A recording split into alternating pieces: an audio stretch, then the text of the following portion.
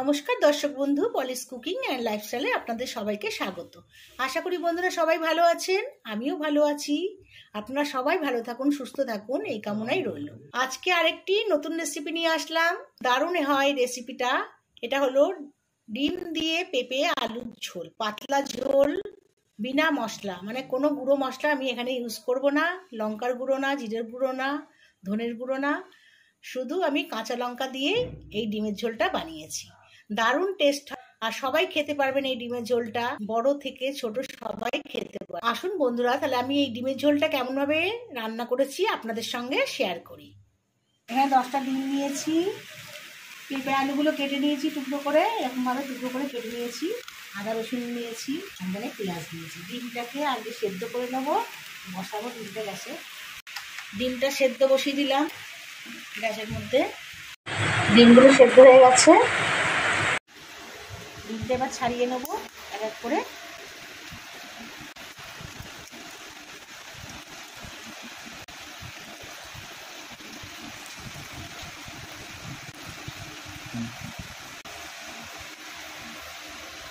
ডিমগুলো ছাড়ানো হয়ে গেছে। গ্যাসের মধ্যে কড়াই বসিয়ে দিয়েছি। কড়াইতে আমি তেল দিয়ে দিলাম, এটা রাইস ব্র্যান অয়েল। ডিমটা ভাজবো।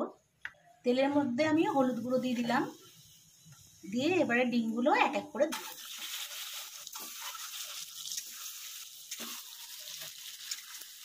এবার আমি লবণ দিয়ে দিলাম ডিমের মধ্যে।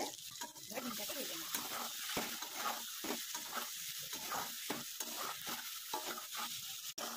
ডিমগুলো ভাজা হয়ে গেছে লাল লাল করে, এরকম লাল করে ভেজে নিয়েছি ডিমগুলো।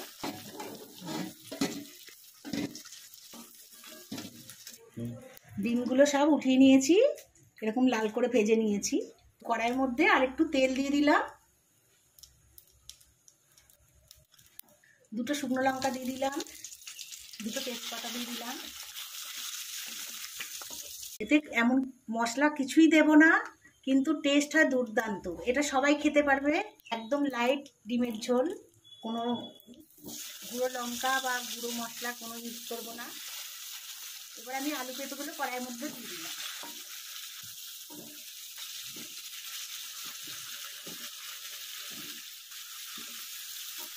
এই আলু পেঁপেটা ভেজে নেবো ভালো করে।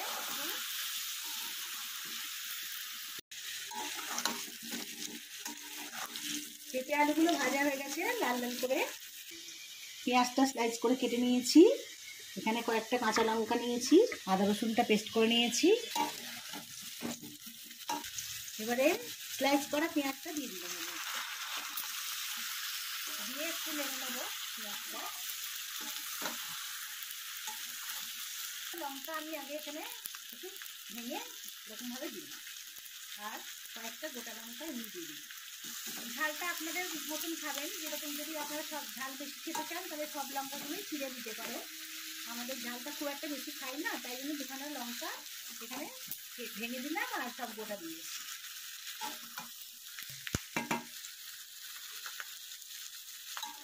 এবার পেঁয়াজটাকে ভালো করে একটু লালচে করে ভেজে নিতে হবে সবজির সঙ্গে। এগুলো ভাজা হয়ে গেছে, পেঁয়াজটা সবজিগুলো সব ভাজা গেছে, পেঁপে আলু ভাজা হয়ে গেছে লাল লাল করে।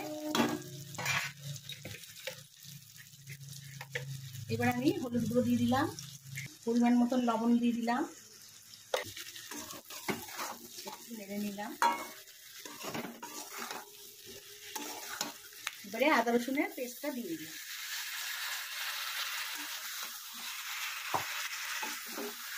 আদা রসুনের পেস্টটা দিয়ে ভালো করে একটু কষিয়ে নিতে হবে। আর তো কোনো কিছু মশলা দেবো না এর মধ্যে।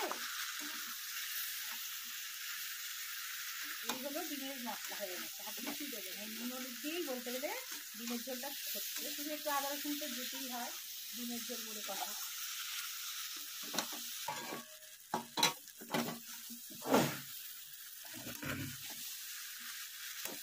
মশলাটা কষানো হয়ে গেছে, মানে আদা রসুনের পেস্টটা ভাজা হয়ে গেছে। এবারে জল দিয়ে দেবো।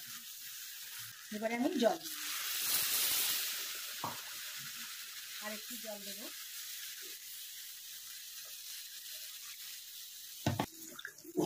যেহেতু ঝোল থাকবে সেরকম ভাবে জলটা দিতে হবে।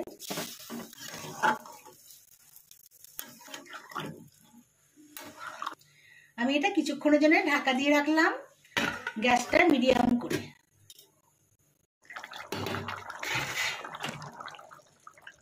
রেডি হয়ে গেছে আমার ডিমের ঝোল, পেঁপে আলু দিয়ে ডিমের ঝোল, পাতলা ডিমের ঝোল। আপনারাও বন্ধুরা এরকমভাবে ট্রাই করুন। আমার এই ডিমের ঝোলের রেসিপিটা আপনাদের কেমন লাগলো অবশ্যই কমেন্ট করবেন, লাইক করবেন, শেয়ার করবেন। আর আমার চ্যানেলে যারা নতুন বন্ধুরা, প্লিজ আমার চ্যানেলটাকে সাবস্ক্রাইব করে আমার পাশে অবশ্যই থাকবেন। ভিডিওটি দেখার জন্য অনেক অনেক ধন্যবাদ বন্ধুরা।